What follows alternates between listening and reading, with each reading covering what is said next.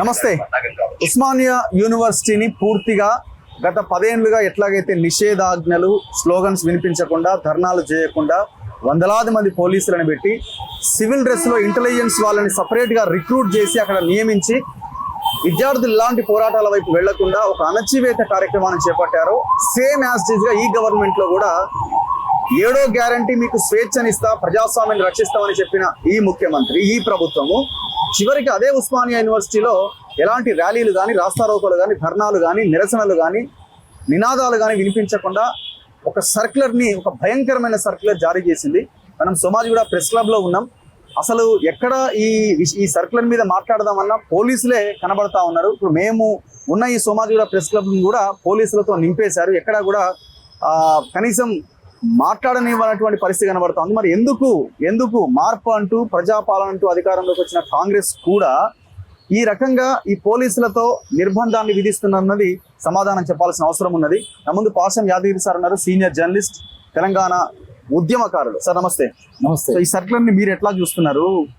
మీలాంటి వాళ్ళు మార్పు జరగాలని కొట్లాడిన వాళ్ళు 10 ఏళ్ల అరాచక పాలన నుంచి బయట పడాలని ప్రజలకి విజ్ఞప్తి చేసి రిక్వెస్ట్ చేసి బయట పడేసిన వాళ్ళము సేమ్ అదే సర్క్యులర్స్ అదే రకమైన ఆలోచన విధానం ప్రభుత్వంలో రావడము ఎక్కడికి దారి తీస్తున్నది? ఈ సర్క్యులర్ ఎట్లా చూడాలి? ఇప్పుడు నాకు చూస్తే టిఆర్ఎస్ కు కాంగ్రెస్ మధ్యన ఒక ఒప్పందం స్టాండ్ స్టిల్ అగ్రిమెంట్ జరిగిందేమో, యథాస్థితి ఉండాలి, మార్పు రావద్దు అని అగ్రిమెంట్ జరిగి ఉంటుంది. ఎందుకంటే ఈ దేశంలోంచి నిజాం తరిమేసిన తర్వాత బ్రిటిష్ ప్రభుత్వానికి నెహ్రూ ప్రభుత్వానికి మధ్యన ఒక అగ్రిమెంట్ జరిగింది, స్టాండ్ స్టిల్ అగ్రిమెంట్. రాజ్యాధికారంలో మీరు జోక్యం చేసుకోవద్దు, ఏ రాజును జైలు పెట్టొద్దు, నిజాంను కూడా జైలు పెట్టొద్దు, ఏ రజాకారులకు శిక్షలు వేయొద్దు, పైగా నిజాంనే అధికారంలో కూర్చోబెట్టాలి. అంటే నిజాము రాజ్య ప్రముఖ అయిండు. 1956 అక్టోబర్ 31 వరకు గవర్నర్ ఉన్నాడు, ఒక్క రజాకారు శిక్ష లేదు. పైగా రజాకారుల వ్యతిరేకంగా పోరాటం చేసిన వాళ్ళందరూ జైల్లో పెట్టింది, ఉరి శిక్షలు కూడా వేసింది 14-15 మందికి. ఇప్పుడు ఉదాహరణకు నంద్యాల శ్రీనివాసరెడ్డి, నల్లా నరసింహులు వాళ్ళు ఎవరిని కొట్టిండ్రు? వాళ్ళందరూ 1959 దాకా వాళ్ళు ఉరి శిక్ష చేయాలని చూసినారు. ప్రాగ్లో చెకోస్లోవేకియా పెద్ద నిరసన ప్రదర్శన, అంతర్జాతీయ నిరసన ప్రదర్శన జరిగితే వాటిని పత్రికల్లో వస్తే, లండన్ నుంచి BBC నుంచి వస్తే అప్పుడు దాన్ని ఉరి శిక్షను రద్దు చేసి యావజ్జీవ కారాగార శిక్ష 1959 వరకు ఉన్నారు. ఇప్పుడు అదే జరుగుతుంది. తెలంగాణ కోసం పోరాటం చేసిన వాళ్ళందరూ జైలు ఉంటారు. ఇప్పుడు తెలంగాణ ప్రత్యేక రాష్ట్రం కావాలని వాళ్ళు వ్యతిరేకించిన వాళ్ళందరికీ పెద్ద పెద్ద పీటలు ఇస్తారు. మళ్ళీ స్టాండ్ స్టిల్ అగ్రిమెంటే ఉన్నట్టుంది ఇద్దరి మధ్యన. ఇది అడగాలి, ఎందుకు పోలీసు రాజ్యం ఉన్నది, పోలీసులు ఎందుకు ఇక్కడ పెడుతున్నారు, ఉస్మానియా యూనివర్సిటీలో ఆంక్షలు ఏంది, ఏ యూనివర్సిటీలు ఉన్నాయి ప్రపంచంలో? భారతదేశంలో ఎక్కడ లేవు. తెలంగాణలో ఎందుకున్నాయి, ఉస్మానియాలను ఎందుకున్నాయి, అంత ఎందుకు భయపడుతున్నారు మీరు? అసలు వాక్ స్వాతంత్రం ఉంది కదా, యూజీసీకి చెప్పాలి. ఇది కనుక పోలీసులు ప్రభుత్వం జోక్యం చేసుకుంటుంది యూనివర్సిటీలో అని చెప్తే యూజీసీ గ్రాంట్స్ బంద్ అవుతాయి. ప్రభుత్వం జోక్యం చేసుకుంది. నిన్న కూడా సీఎం తప్పు చెప్పిండు, నేనే వీసీని నియమించిన తప్పది. ప్రిన్సిపల్ ని కూడా అన్నాడు, సంబంధమే లేదు. అది కాశీం ఖండించండు. వీసీని నువ్వు చేయవు, దానికి సర్చ్ కమిటీ ఉంటది, సర్చ్ కమిటీ చేస్తుంది, నువ్వు కాదు కదా చేసేది.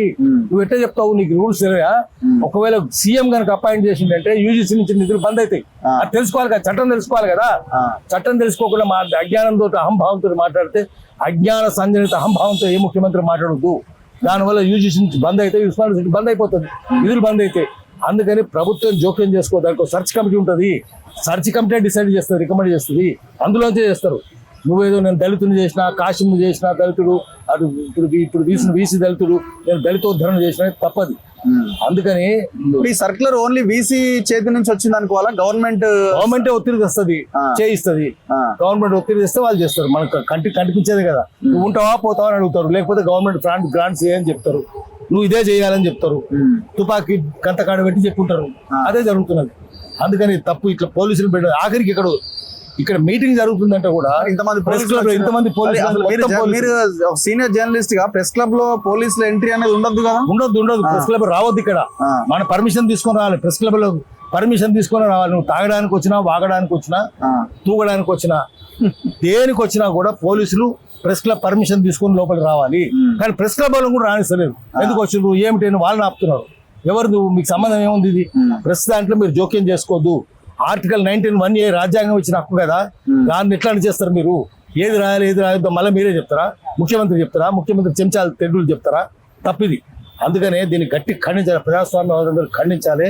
మనం ఆ విద్యార్థులతో ఏకీభిస్తామా లేదా వేరే విషయం, విద్యార్థులకు మద్దతు ఇచ్చే వాళ్ళతో ఏకీభిస్తామా లేదా అని వేరే విషయం. కానీ మనం దాన్ని తీవ్రంగా గట్టిగా ఖండించాలి. ముఖ్యమంత్రి సోయిలో పడమని చెప్పి ఇప్పుడు ఇదే కదా, అదేంలే కాదు, అంతకుముందు కూడా ఇదే పరిస్థితి అనుకున్నాం కదా. చంద్రబాబు నాయుడు టైంలో అదే పరిస్థితి, రాజశేఖర రెడ్డి టైంలో అదే పరిస్థితి. 7th గ్యారంటీ అన్నారు కదా, స్వేచ్ఛ అన్నది ఏది లేదు. 7th గ్యారంటీ అన్నారు, 6 గ్యారంటీస్ కాకుండా 7th గ్యారంటీ అన్నారు. 7th ఏడుంది? 7 లేదు, హెవెన్ లేదు.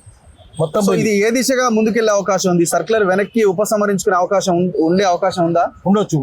ముఖ్యమంత్రి తెలిస్తే ఉపసంహరించుకుంటాడు.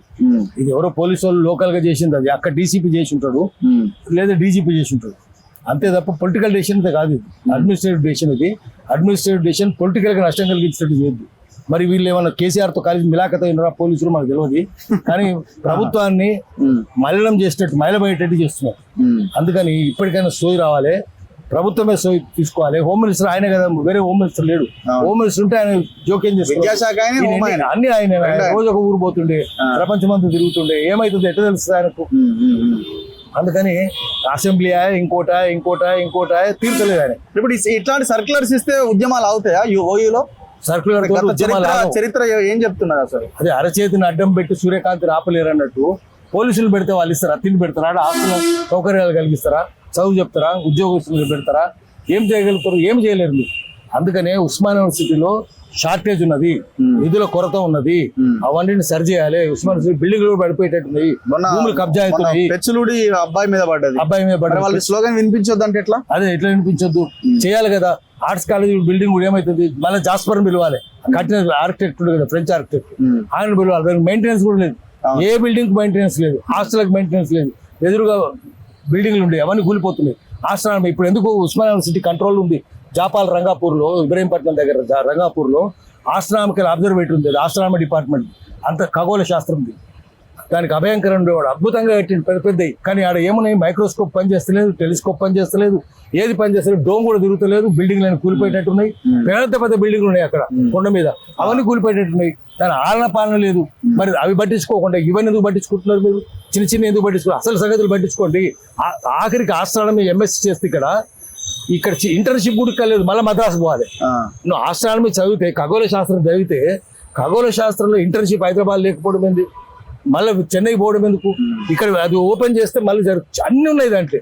దానికి ఏం లేదు, చిన్న వాషర్లు పెట్టాలి, నట్లు పెట్టాలి, బోల్టులు పెట్టాలి, గ్రీసింగ్ చేయాలి, అంతే. చేసి నడుస్తుంది. అది ఎంత అవుతుంది?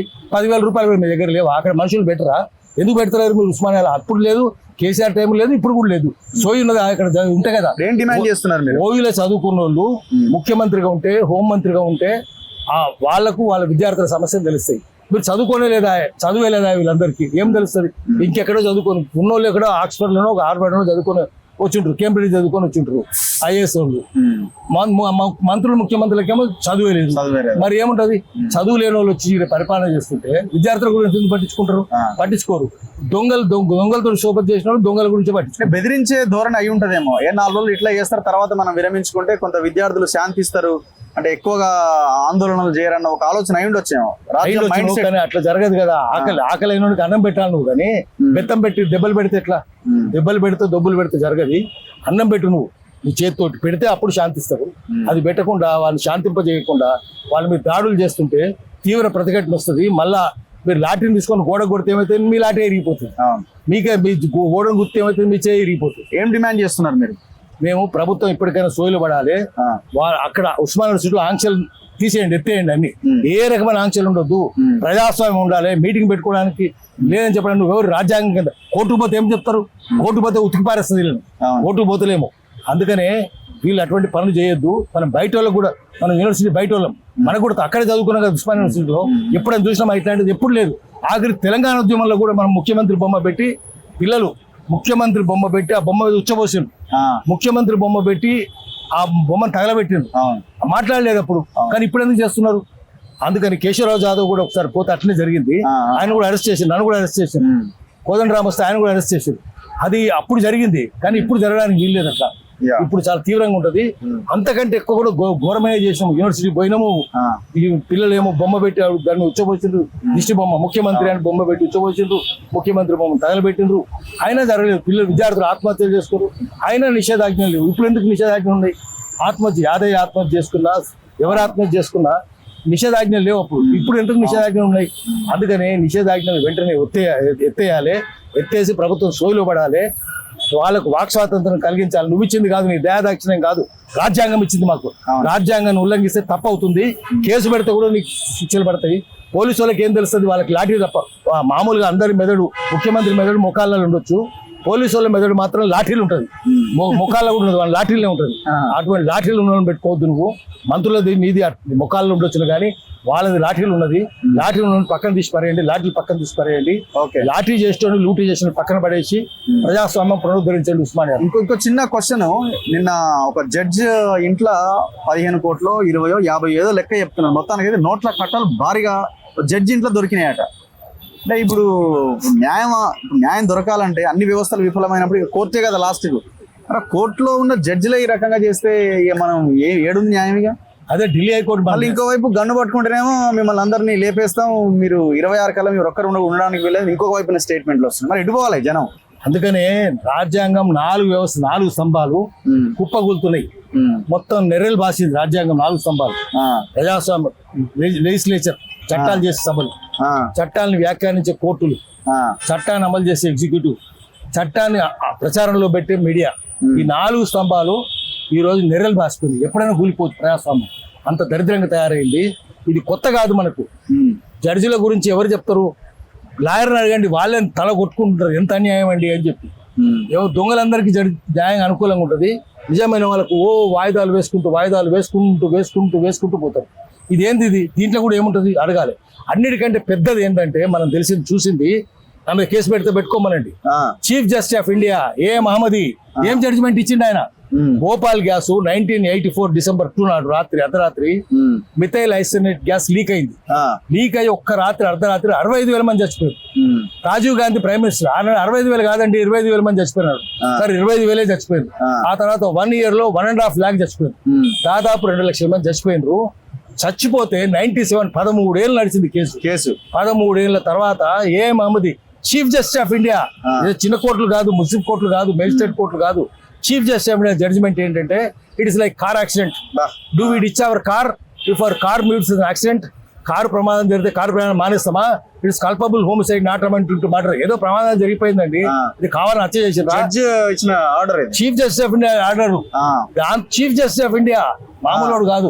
అంతకుముందు ఆయన కూతుర్ను ఆయన ప్రమోషన్ ఇస్తుంటే ఆమెకు జడ్జిగా, అప్పుడు కూడా లొల్లి పెట్టిండ్రు, జడ్జిలు అందరూ లొల్లి పెట్టిండ్రు, న్యాయవాదులు లొల్లి పెట్టిండ్రు. మళ్ళీ ఇటువంటి జడ్జిమెంట్ ఇచ్చిండ్రు. ఏమైంది? ఆఖరికి ఈ మిథైల్ ఐసోనేట్ గ్యాస్ లీక్ చేసిన వాడు యూనియన్ కార్పొరేటర్, వాడు విమానం దిగి ఆ ఇండియాకి వచ్చినాడు పిలిస్తే, వాడు ఒక్కరోజు పోలీస్ స్టేషన్ మెట్లెక్కలే, కోర్టు మెట్లెక్కలే, జైలు మెట్లెక్కలే. ఏ విమానం దిగిండో అదే విమానం మెట్లెక్కి వెళ్ళిపోయి. ఆ రోజు ఏం చేశారు మీరు? ఆ రోజు అన్ని వ్యవస్థలు కుప్పగూలిపోయినాయి. ఎవరు తప్పపట్టలేదు. 4 ప్రజాస్వామ్యం 4 అంగులు తప్పట్లేదు. చీఫ్ జస్టిస్ అటువంటి జడ్జిమెంట్ ఇస్తే ఇక ఏముంటుంది న్యాయం?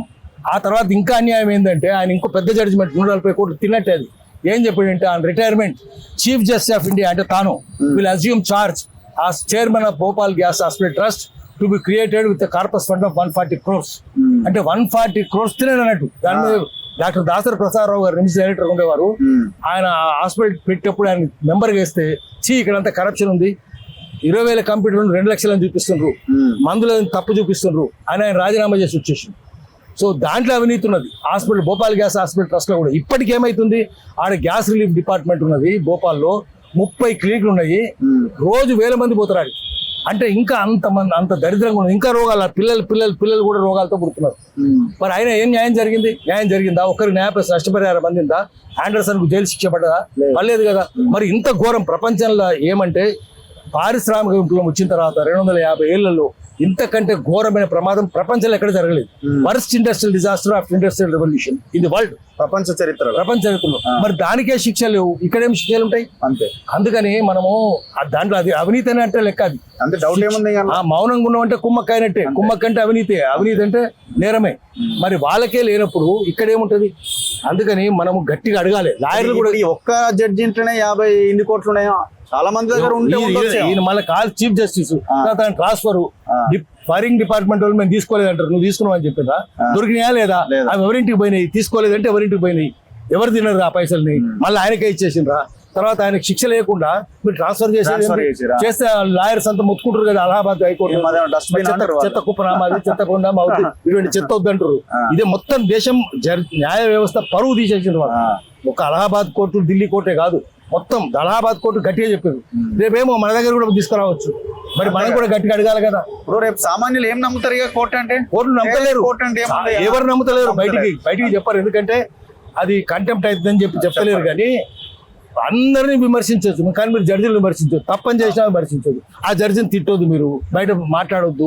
ఎట్లా మరి న్యాయ వ్యవస్థ ఎట్లయితుంది? మీకు ఒక్కరికే ప్రత్యేకమైన హక్కులు ఉంటాయా న్యాయ వ్యవస్థకు? తప్పు మనం పోలీసులను విమర్శించవచ్చు, ఐపీఎస్లను విమర్శించవచ్చు, రాజకీయ నాయకులు విమర్శించవచ్చు. ఇప్పుడు జుడిషియరీ వాళ్ళు రాజ్యాంగం ప్రకారమే తీర్పులు ఇవ్వాలి, మనం రాజ్యాంగం ప్రకారమే నడిచేయాలి. వాళ్ళకు ఉండవా? ఉండాలి కదా. రాజ్యాంగం ప్రకారము పార్లమెంటు అసెంబ్లీ చేసిన చట్టం ప్రకారం తీర్పు ఇవ్వాలి. చట్ట విరుద్ధమైంది కదా. అవసరమైతే చట్టాన్ని రాజ్యాంగాన్ని కూడా మార్చాలి కదా. రాంగ్ డెసిషన్స్ వచ్చినప్పుడు ఇమీడియట్ గా వాళ్ళు సలహాలు ఇవ్వాలి. వాళ్ళు చేసేది ఏంటి? నిరసన కూడా వ్యక్తం చేసే అవకాశం చేయాలి కదా. చట్టాన్ని వ్యాఖ్యానించాలి. చట్ట విరుద్ధంగా గనక రాజ్యాంగాన్ని స్ఫూర్తికి విరుద్ధంగా చట్టాలు చేస్తే అసెంబ్లీ కానీ పార్లమెంట్ కానీ ఇది రాజ్యాంగ స్ఫూర్తికి విరుద్ధము, అల్ట్రా వైరస్ అని జడ్జిమెంట్ కూడా ఇవ్వాలి. కానీ మీరే దాన్ని మీ దిగమింగుతుంటే, మీరే దాన్ని పట్టించుకోకుండా మౌనంగా ఉంటే, లేదా మీరు దొంగలకు సద్దులు మోస్తుంటే జనం ఎట్లా నమ్ముతారు? అందుకనే ప్రజలు మేల్కొనక ముందే, ప్రజలు కోపం తెచ్చుకోకముందే న్యాయ వ్యవస్థ మేల్కోవాలి. న్యాయ వ్యవస్థలో లేదు తప్పనాలి, న్యాయవాదులే తప్పని చెప్పి అంటున్నారు. అలహాబాద్ న్యాయవాదులు అంటున్నారు, అలహాబాద్ జడ్జిలు కూడా అంటున్నారు. అట్లే అన్ని దేశంలో అన్ని న్యాయస్థానాల్లో దీని మీద చర్చ మొదలు పెట్టాలి. ఎవరన్నా ఏమని అనుకోండి, ఏం శిక్షలు ఇస్తారో చూద్దాం. కోట్లాది మంది చర్చ పెడితే ఏం చేస్తారు? అందుకనే దాని మీద చర్చ పెట్టాలి. చర్చ పెట్టి మనం న్యాయ వ్యవస్థను కూడా ప్రక్షాళన చేయాల్సిన అవసరం ఉంది. Thank you sir, thank you very much. ఇది దేశంలో రాష్ట్రంలో ఉన్న పరిస్థితి. ఖచ్చితంగా ఇలాంటి సిచ్యువేషన్ ఉంది, వ్యవస్థల మీద నమ్మకం లేదు అని మనం వెనక్కి అడుగేయకుండా అడుగు ముందుకే వేయాలి, ప్రశ్నిస్తూనే ఉండాలి, కొట్లాడుతూనే ఉండాలి. మన వంతు బాధ్యతగా ఇలాంటి అంశాల మీద ఫైట్ కంటిన్యూ చేయాలి. చూస్తూనే ఉండండి మన తొలి వెలుగు.